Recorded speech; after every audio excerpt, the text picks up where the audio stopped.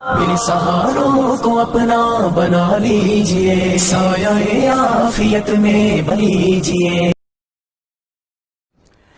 अब नंबर पर हुसैन इब्न अली के हवाले से 3 शराइत वाला, इसके ऊपर बता दूं कि इनको कहें कि वो छोड़ा वो करें जो संभाली भी जाए। अगर हजरत हुसैन अलैहिस्सलाम राजी थे 3 में से एक शर्त के ऊपर, तो सर इससे बड़ी तो खुश नसीबी नहीं थी आले उमैया की, क्योंकि हजरत हुसैन को बैत करवाने के ऊपर कोशिशें हो रही थी ना। तो जब वो खुद कह रहे हैं कि मुझे शाम जाने दो, मैं यजीद के हाथ में हाथ दे दूं, तो बड़ी अच्छी बात थी। इब्ने ज़ियाद उस वक्त, मैं आपको गारंटी देता हूं यजीद के ब्याह पे, इब्ने ज़ियाद अगर ये खत लिख देता ना कि यजीद साहब आपके अब्बा जान जिस हुसैन से 4 साल तक टिल लगा के बैत आप अपनी जिंदगी में आपके लिए नहीं ले सके ना, देखे मैं आपका ऐसा गवर्नर हूं कि आपके अब्बे के नामुकम्मल मिशन की तकमील मैंने कर दी है, तो यकीन करें उससे 2-4 और सूबों की गवर्नरी मिल जानी थी। ये इतनी बड़ी कहानी थी। तो कहानी में आप देखा करें कि लोग समझदार लोग भी हैं जो चोर की लंगोटी भी पकड़ लेते हैं। यहाँ तो आपने लंगोटा ही बहुत बड़ा छोड़ दिया। पहली उन्होंने शर्त लिखी कि मुझे मैं हाथ में हाथ दूं, अगर वहां नहीं जाने देते मुझे मदीना शरीफ वापस जाने दो, वो भी बहुत अच्छा था। भाई नुमान इब्न बशीर को रज़ियल्लाहु तआला अन्हु कूफी की गवर्नरी से यजीद ने क्यों उठाया था? क्योंकि उसको पता चला था कि हज़रत हुसैन इब्न अली को सलमान इब्न सुर्द सहाबी ने बुलाया यहाँ पे, और नुमान इब्न बशीर हज़रत हुसैन का बड़ा एहतराम करते थे, वो सहाबी थे, अगरचे वो मुआविया की पार्टी में थे लेकिन अहले बैत का भी एहतराम करते थे। तो उसको पता था कि अगर इनके होते हुए हज़रत हुसैन आ गए तो ये तो मतलब मेरे कहने पे उनके साथ सख्त रवैया नहीं करेगा, इसीलिए उसको उठा के अपने ज़ियाद को गवर्नर बनाया गया था ना, ठीक है ना, कि हज़रत हुसैन को टैकल करना है। तो उससे तो अच्छी बड़ा बात थी कि हुसैन वापस ही चला जाता। तो इब्न ज़ियाद ये भी कह सकता था कि सर देखे मैंने उसको कितनी शर्त बनवाई है, आपने मुझे गवर्नर लगाया था कि हुसैन के साथ, मैं देखो ऐसा डरा वापस जा रहा है, तुसी डरे सो, आप डरे हुए थे कि वो यहाँ आके नुमान इब्न बशीर भी उसके साथ लीनियट होगा तो यहाँ पे वो गड़बड़ करेंगे और यानी लोग क़याम पे लोगों को आमादा करेंगे, जिसको ये खुरूज कहते हैं। तो मैंने देखे उनको, वो कह रहे हैं मैं वापस भी चला जाता हूँ, और क्या चाहिए था। और तीसरी शर्त, मुझे किसी इस्लामी ममलिकत के यानी वो आप सरहद पे भेज दें, मैं जाके किताल करता हूँ, ये कुछ भी नहीं था। इसके लिए तो आए नहीं थे, 20 बच्चों के साथ लेके आए थे। ज़ाहिर है कि हज़रत अली के चाहने वाले थे कूफा में, हज़रत हुसैन अलैहिस्सलाम चाहते थे मैं कुछ अर्सा वहाँ पे गुजारूँ, फिर वहाँ से पैसिवली एक दावत लॉन्च करूँ और यानी हुकूमत के खिलाफ, ज़ाहिर है वो क़याम ही करना चाहते थे। लड़ाई के लिए नहीं आए थे, एक मैन पावर तैयार करने के लिए आए थे। लड़ाई के लिए आते तो वो मैदान जंग वाला उनके साथ मामला होते, वो तो बल्कि उनके पास जो आते भी थे वो कहते थे मैं एक मुश्किल राह पे जा रहा हूँ, देख लो अगर तुमने चलना है तो चलो, और अदरवाइज फिर तुम अभी इलादा हो जाओ। तो ये तीनों शराइत वाली बात फी नफ्सी गलत है। और ये किताब है अंसाबुल अशराफ में से। अंसाबुल अशराफ जो है वो इमाम बलाज़री अल-मुतवफ़ा 289 हिजरी की किताब है, जो पहले 300 साल के मुहद्दिसीन में से है, लेकिन इस किताब की सेहत के ऊपर इत्तफाक नहीं है। शेख ज़ुबैर लिज़ई साहब तो अपनी वफ़ात से पहले अपने रसाले में ऐलान बरात कर गए इस किताब से, क्योंकि उनका मौक़िफ़ ये था कि इस किताब के अंदर सिर्फ आपको आले उमैया को बचाने के लिए रवायतें नहीं मिलेंगी, बल्कि इस रवायत में तो हज़रत मुआविया को बचाना भी मुश्किल हो जाएगा।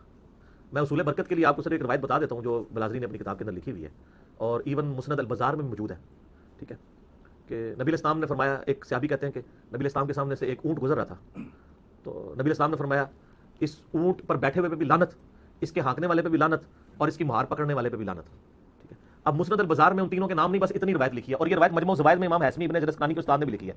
मैं इन इमामों से पूछता हूँ, आपने दीन की कौन सी खिदमत की है ये रवायत लिख के, कि आप किताब ये लिख रवायत ये लिख रहे हैं कि ऊँट पे बैठे हुए पे भी लानत, हाँकने वाले पे भी लानत, और इसकी मुहार पकड़ने वाले पे भी लानत, और हदीस खत्म। बताए ना कौन है वो बंदा, तो छोड़, तो बलाज़री ने बता दिया ना कौन है, ठीक है। तो हम कोडवर्ड में आपको बता देते हैं, वो ऊँट के ऊपर अमीर शाम के वालिद मोहतरम बैठे हुए थे, और ऊँट को हाँकने वाले जो हैं वो अमीर शाम खुद थे, और मुहार पकड़ने वाले अमीर शाम के एक भाई थे। तो ये बलाज़री ने लिखा है, तो आप ठीक ले लें बलाज़री से, ये और भी बहुत कुछ लिखा है उसने। तो शेख ज़ुबैर साहब जो है ना फिर इसलिए कहते थे कि अगर बलाज़री की किताब अंसाबुल अशराफ से इस तरह रवायतें लेना शुरू कर देंगे ना तो हमें फिर, अभी तक तो हम का दिफा सहाबियत की वजह से कर रहे हैं, फिर मामलात कुछ और निकलने शुरू हो जाएंगे, ठीक है ना। तो वो जो एक राफ़ज़ी बैठा हुआ है अमेरिका के अंदर, क्या नाम है उसका, नहीं वो नहीं, हसन अल्लाह यारी, हाँ, तो उसकी आप जरा वीडियोस देखें ना, वो यही सारी बातें बलाज़री से ला के दिखा रहा है ना, और वो अहले सुन्नत के आइम्मा का मजाक उड़ा रहा है ना। मुझे लोग कहते हैं हसन अल्लाह यारी को जवाब दो, मैं क्या जवाब दूं उसको, ठीक है, मैं जवाब दूंगा तो आप मेरे पर 295 सी लगाएंगे, आप लोग जवाब देना।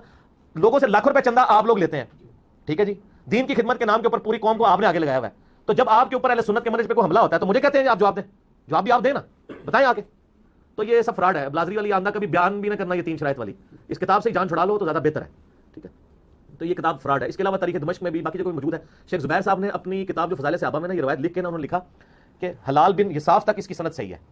हलाल बिन यसाफ का वाक़या करबला में होना साबित नहीं है, उस जमाने का आदमी जरूर है वो, तो लेकिन उन्होंने अपनी जान छुड़ाई, उन्होंने लिखा कि सनद इसकी सही है इला हलाल बिन यसाफ, और ये उनका पुराना मौक़िफ़ था। बाद में तो उन्होंने मरने से कुछ महीने पहले अल हदीस रिसाले में लिख दिया कि अंसाबुल अशराफ का अपने मुसन्नफ़ से होना ही साबित नहीं है। लिहाजा तो वो अब मैं मकतब इस्लामिया में से कहूँगा सर वो फ़ज़ाइल सहाबा में जो आपने ये कहानी लिखी है ना 3 शराइत वाली हज़रत हुसैन के चैप्टर में, वो काट दो, वो तो शेख ज़ुबैर साहब वफ़ात वक्त तौबा कर चुके थे, उन तक छाप रहे हो, निकाल दें वो, ठीक हो गया।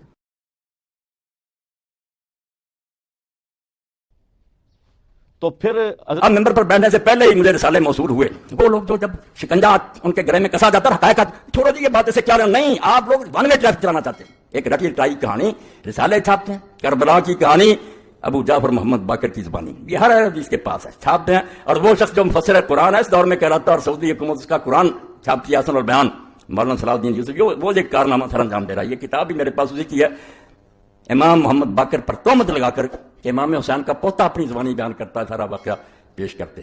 اور یہ صلاح الدین یوسف صاحب سے کہیں میں گناہ نہیں سمجھتا، پچھلوں نے بھی یہ بہت بڑا جرم کیا ہے کہ امام محمد ابن جریر الطبری نے اپنی تاریخ میں یہ پورا قصہ لکھا. حافظ ابن حجر رحمۃ اللہ علیہ نے تہذیب التہذیب میں اس کو نقل کیا اور اپنی کتاب صحابہ میں اس کو درج کیا. اب ایک شخص کہتا ہے کہ امام محمد باقر تو زین العابدین کے بیٹے وہ سنا رہا ہے کہ حسین رضی اللہ عنہ کو بہت لوگوں نے روکا مگر وہ بعد نہیں آئے. راستے میں جب ان کو پتا چلا کہ مسلم ابن عقیل شہید کر دیے گئے ہیں تو انہوں نے لوٹنے کا ارادہ کیا. چچا زاد بھائیوں نے ضد کی کہ نہیں ہم تو انتقام لے کے لوٹیں گے، اس لیے امام حسین بھی مجبور ہو گئے کہ تمہارے بغیر تو کوئی مزہ نہیں زندگی کا. ان کی ضد کی وجہ سے آگے چلنا پڑا اور بعد میں جا کر وہاں منت سماجت کرتے رہا کہ 3 شرطیں مجھے یزید کے پاس بھیج دو، بھائی میں اس کے ہاتھ میں ہاتھ رکھ دیتا ہوں. یہ کہانی یہ لوگ لکھ کر اور امام محمد باقر کا نام لے کر شائع کرتے ہیں. اب ہر شخص کہتا ہے یار جب ان کی پوتے کہہ رہے ہیں تو حقیقت اس جہاد کی کچھ بھی نہیں. یہ کہہ دیں آپ نادانی اور بے وقوفی سے مارے گئے ہیں، ورنہ اس کا کوئی جہاد سے تعلق ہی نہیں، نہ یہ کوئی شہادت ہے. وہ تو جان بچانا چاہتے تھے، کہتے لے چلو مجھے، میں یزید کے ہاتھ میں ہاتھ رکھ دیں. یہ سب باتیں آپ پڑھتے بھی ہیں سنتے بھی ہیں. اور تاریخ جو ہے زیادہ سے زیادہ مہربانی کرتی ہے کہ کوفہ کے کچھ لوگ سے بے ایمان اور بددیانت انہوں نے امام حسین رضی اللہ عنہ کو خط لکھے، امام ان کے ورق میں آ گئے، ان کے دھوکے میں آ گئے، بعد میں راز کھلا گیا تو سب مکار اور فریبی ہیں. پھر آپ پچھتاتے رہے. نتیجہ کیا نکلا؟ کچھ بھی. کہ امام حسین رضی اللہ عنہ انہوں نے نتیجہ یہ نکالا پوری کتاب میں رسومات محرم الحرام اور ثانیہ کربلا کہ امام صرف فوت ہوئے ہیں ایک اپنی ناجائز غرور اور گھمنڈ کی وجہ سے کہ سمجھتے تھے میں رسول اللہ کا نواسا اس لیے بہتر ہوں. یہ نسلی غرور ان کو لے ڈوبا. میں یہ کتاب آپ کے سامنے پیش کر رہا ہوں، لے کر پڑھیں. اور یہ ہر مولوی کے پاس ہے، جتنے نا اہل حدیث علماء سب کے پاس یہی ہے. اسی کو رٹے طوطے کی طرح دہراتے رہتے ہیں، کسی کو توفیق نہیں کہ نکال کر دیکھے کہ یہ باتیں کچھ صحیح نہیں ہیں. تو امام حسین رضی اللہ عنہ کہتے تھے کہ مجھے لے چلو میں بیعت کر لیتا ہوں، مگر دوسری بات جو بیوقوفی کی وہ عبید اللہ بن زیاد نے کی کہ اس نے ضد کی کہ پہلے میرے ہاتھ پر بیعت کرو پھر دمشق لے کر جاؤں گا. تو امام نے خام خواہ ایک ناجائز بات کہی کہ نہیں تیرے ہاتھ گورنر پر بیعت نہیں کروں گا، وہاں میں کروں گا. صرف اتنی بات پر عبید اللہ کہنے لگا نہیں آئی نہیں بات ہے میں گورنر میرے ہاتھ پر. یعنی امام حسین رضی اللہ عنہ کو ایک احمق ضدی اور مغرور آدمی ثابت کیا جو خام خواہ اپنی جان دے گا، ورنہ کچھ حقیقت نہیں. اور اس میں صاف صاف لکھا کہ یزید کو بیعت کا مطالبہ کرنے کا کیوں حق نہیں تھا، کیونکہ جب سوائے 2 آدمیوں کے عبداللہ بن زبیر اور امام حسین کے ساری سلطنت میں لوگوں نے اس کی بیعت کر لی تھی، وہ کیوں نہ بیعت مانگتا؟ امام حسین جھوٹا تھا. یہ پوری کتاب. اب ہم اس کا جواب اگر میں دوں تو سارے شہر میں پروپگنڈا کہ مولوی اسحاق امام حسین کا بیان کرتا اور ان دنوں میں آ کر یہ مسجد نہیں امام بارگاہ میں لعنت اللہ علی الظالمین. اللہ کے نامراد ظالم بندو، یزید کی حمایت میں تم کتابیں لکھو. امیر المومنین یزید رحمۃ اللہ علیہ جگہ جگہ اس میں لکھا. اور ہم امام حسین رضی کا بیان کریں اور آپ لوگوں کو یہ توفیق ہی نہ کہ پوری کتاب میں نہ ابن تیمیہ کو یہ توفیق ہوئی، اللہ انہیں بھی معاف کرے، نہ انہیں ملی کہ رسول اللہ کی وہ حدیثیں تو کہیں ذکر کر دو کہ حضور نے پہلے بتایا نہیں تھا امام حسین رضی کے بارے میں.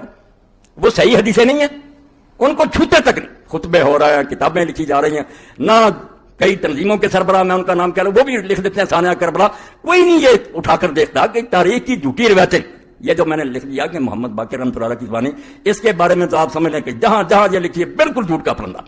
اس میں زکریا بن یحییٰ ضریر مجہول ہے. اور آگے چل کر جس نے یہ کہانی گڑھی ہے خالد بن عبداللہ القسری، مکہ معظمہ میں بدقسمتی سے جو لوگ گورنر رہے ہیں ان پر پوری ایک کتاب ہے غایۃ المرام، اس میں اس کے حالات پڑھیں. اور امام ذہبی جو لکھتے ہیں کہ ناصبین شباب مکے کے ممبر پر چڑھ کر جو حضرت علی رضی اللہ عنہ کا علانیہ لعنت کرتا تھا وہ یہ عبداللہ بن خالد قسری تھا، جس نے یہ کہانی گڑھی کہ امام حسین کے بارے میں یہ بات پھیلا دو کہ وہ تو واپس آنا چاہتے تھے، وہ تو یہ شرطیں پیش کرتے تھے، انہیں تو لوگ روکتے تھے. میں کہتا ہوں اس جھوٹے اور حضرت علی رضی اللہ عنہ پر لعنت کرنے والے کسی بات لاؤ کہیں دنیا سے کوئی کتاب جس میں یہ آتا ہے کہ امام حسین رضی اللہ عنہ واپس آنا چاہتے تھے. خود یزیدی اور بنو امیہ کا گورنر کہانی گڑھے اور امام محمد باقر کی ذمہ لگا دے اور تم اس کو یہ شائع کرو کہ کربلا کی کہانی محمد باقر کی زبانی. محمد باقر رحمۃ اللہ علیہ نے ان میں سے کوئی بات نہیں کہی. یہ سب جھوٹی بات. میں نے 2 راوی جو ان کے نشان دے دیے، اصل سند جو ہے وہ تبری میں جہاں سے پتہ چلتا، باقی انہوں نے بلا سند کی نقل کر دیا نا. کیسا ایسا شروع کہاں سے ہوتی، کون بیان کرتا؟ زکریا بن یحییٰ ضریر مجہول. اور آگے کون ہے؟ خالد بن عبداللہ القسری، جس کو کہتے ہیں بغیض ناصبی، ایسا دشمن علی کہ مکہ کے ممبر پر حضرت علی رضی اللہ عنہ کا لعنت کرتا تھا. مگر ایسے لوگ پھر ان کو اللہ تعالیٰ معافی نہیں دیتا.